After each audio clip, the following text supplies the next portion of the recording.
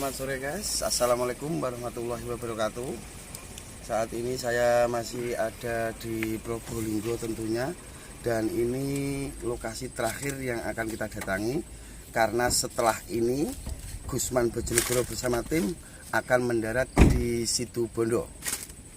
Ikuti keseruannya guys, kita ke sana. Oke, monggo.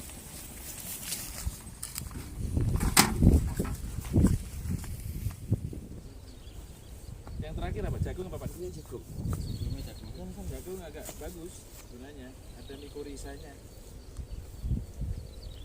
Lahan perawan, kita coba cek pH-nya. pH air itu cek sama tanahnya. Oh, ada alatnya ya.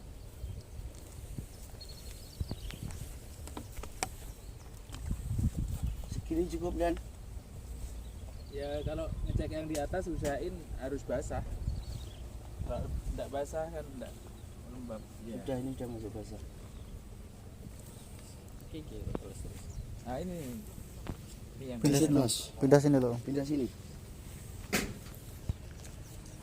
dibersihkan. Bekas dari sana bisa ini tidak akurat. Kita masuk di 10 nanti dulu. Ya stop. Alatnya. Kita tunggu dulu, disut mas.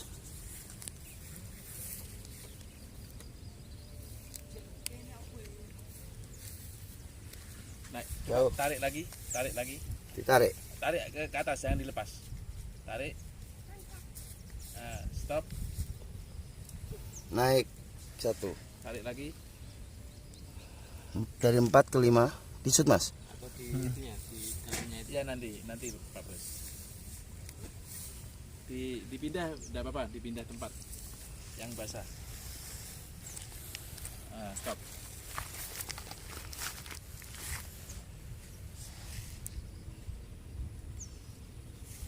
Terus yang di angka 5. Mas Bos, diselokan. Yang ada airnya itu. Gini. Nah, gini. Nah.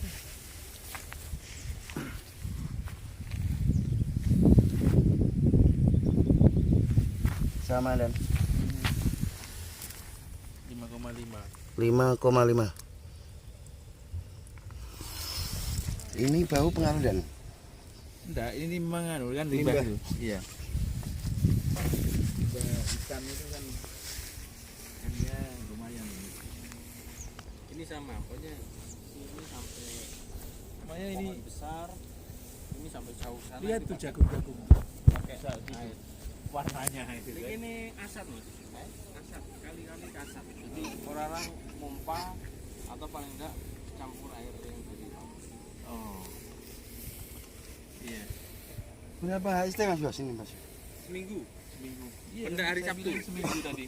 Berarti Nah, lihat gambarnya. 8 HST.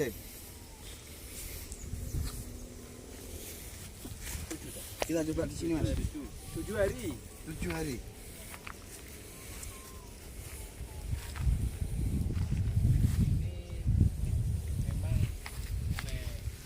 Disut mas. Sama. Keasaman tanah sama dan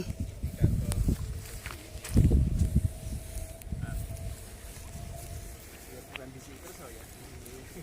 Itu ininya realita di lapangan biasanya akan terjadi klorosis pada ujung daun, menguning dan putih. Jadi kalau dinaikkan, tapi saya salutnya ini yang di atas dia asam, kok limbahnya ini lebih tinggi gitu.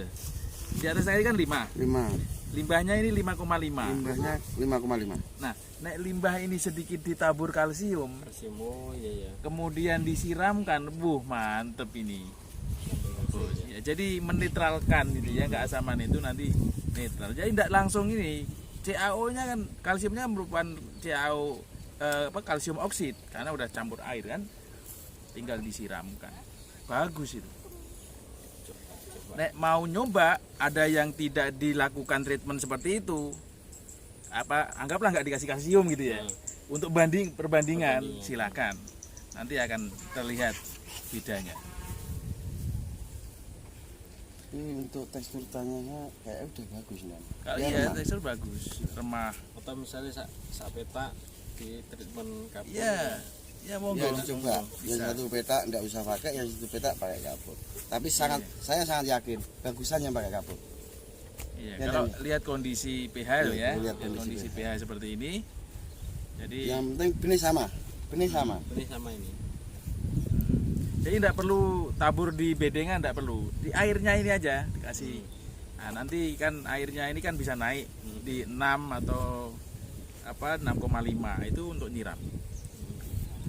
Begitu.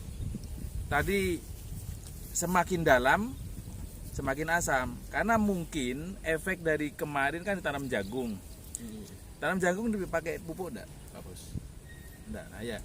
Penyerapan dan kemarin kan cenderung hujan terus-menerus itu. Air hujan itu kan sedikit, sebenarnya air hujan itu netral, tapi karena kena pencemaran di udara dia turun di bumi agak sedikit asam.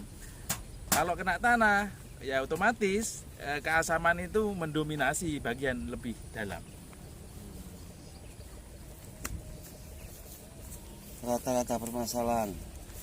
Ini- drop. Kita lihat ya, ini 7 HST. Ini akan selalu saya pantau, ya, selalu saya pantau. Nanti lihat pertumbuhan seminggu 2 minggu kemudian, sebulan kemudian. Nanti di WA CTHI atau mungkin di Facebook nanti akan saya pantau supaya tahu perkembangannya. Antara nanti perlakuan treatment yang dengan menggunakan kalsium dan tidak. Ini masih rata-rata sama pertumbuhannya. Tapi belum bior. Karena ini sedikit kurang lembab. Kalau untuk tahap awal habis penanaman itu memang 1 minggu itu harus lembab. Itu akan menguji kalau memang bibitnya tua bagus, dia akan sukses. Tapi kalau bibitnya kadar air tinggi dan dia kurang bagus atau dia terinfeksi sedikit jamur, pasti dia akan tergilas, ya, akan kalah. Ya, seperti itu. Jadi sebenarnya itu aja untuk Kalau untuk soal memetik. benih yang sudah cukup masa dormansi, terus olah lahannya sudah benar dan pH-nya itu basah, apa itu akan memperlambat pertumbuhan? Maksudnya pH basah. pH basah Ya. ditanami. Kira-kira Ya, pH ditanami. ada di 8 Iya. ditanami, itu akan memperhambat pertumbuhan enggak? Tumbuhnya. pH basah, pH tanah. Ya pH tanahnya. Kedalaman berapa? Ya katakan kita kedalaman 10 pH segitu. Nah, sekarang sebenarnya kita lihat rekodnya dulu ya. Sebelumnya itu kok dia bisa pH basah, kenapa? Atau dikasih kapur kebanyakan atau bagaimana? Nah, kalau memang itu pH-nya basah, tetap akan mempengaruhi tanaman. pH di dalam tanah loh ya. Iya, pH di dalam tanah. ion kalsium yang terkandung di tanah itu sendiri jika dia basah akan mengendapkan NPK. Khususnya di sini adalah P dan K. Tidak akan lancar bisa diserap oleh tanaman. Terus apa, Kalau N bisa, Ada kalau N. bedanya. Kalau kering biasanya itu di ukuran pH-nya itu kita tes itu 7. Kalau Habis kering nggak disiram, bisa, akurat kalau kita Nggak ngetes. akurat. Kalau kita ngetes pH dengan di tanah kering tidak akan akurat karena ini tembaga tidak akan menempel 100% ke tanah.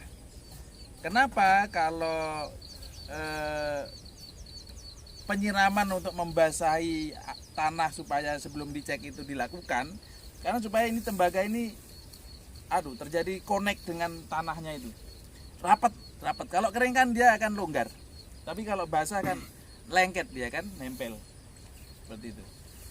Jadi kalau ngecek Wajib basah dengan yang ini loh ya. Kan sebenarnya ada pengecekan yang dengan bahan pelarut itu ada juga yang pakai PUTS atau PUTK itu tanpa penusuk begini tapi diambil tanah kemudian dilarutkan, tanah dikasih larutan itu akan tahu termasuk kadar NPK di dalam tanah. Kalau ini kan kategori sawah ya Pak Bos ya? Sawah. Kategori sawah jadi pakainya PUTS. PUTS itu perangkat uji tanah sawah. Cenderung basah kan ada PUTK, perangkat uji tanah kering, tanah tegalan.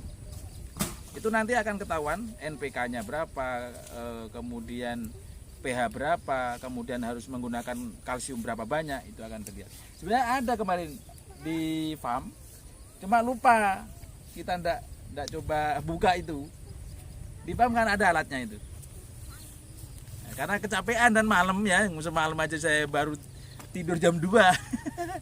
Jadi ndak sempat, mestinya tadi pagi kalau mau buat PUTK itu dicek di beberapa tanah yang di farm itu bisa. Seperti ini kira-kira kan mau dimasukin kalsium yang pas itu jenis. Ini dolomit bisa. Dolomit aja tabur tipis-tipis di air ini. Bisanya untuk menaikkan sedikit, karena gini, kalau pH airnya aja asam, dipakai nyiram, keasaman itu nanti kalau langsung terpapar sinar matahari, daunnya kena asam terpapar sinar matahari terus-menerus, itu kering, kuning.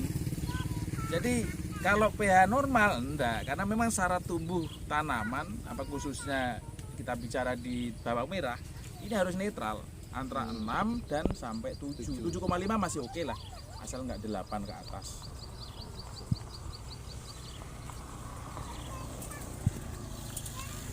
Tapi saya yakin ini masih, kalau ini pakai pupuknya hanya ini ya, saya bagus. Memang untuk penyerapan N ya, pupuk itu kan cenderung memang harus sedikit asam. Kalau basah nggak bisa diserap. Ya makanya kenapa rata-rata pupuk itu dibuat ada yang netral, ada yang sedikit asam. Karena penyerapannya pupuk itu oleh tanaman itu memang cenderung sedikit asam itu akan lebih cepat.